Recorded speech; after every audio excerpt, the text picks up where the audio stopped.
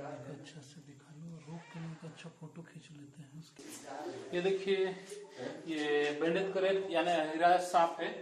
और नीचे दिखाइएगा, कहा यह जाता है कि जिस घर में मार्बल या टाइल्स हो तो ये वहाँ ये चल नहीं पाता है और जिस वजह से उस घर में प्रवेश नहीं करता है।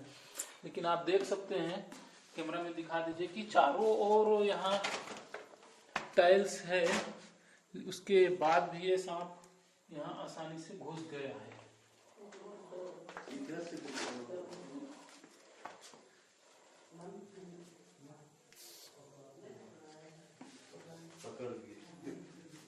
गोली उठा ली।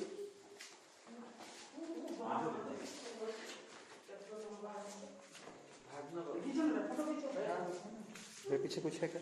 नहीं,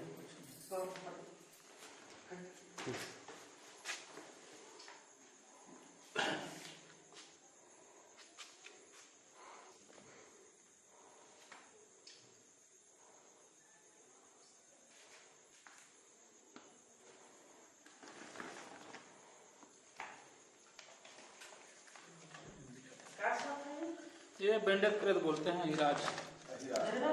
हाँ, जहरीला है, उसे काटता नहीं है जल्दी।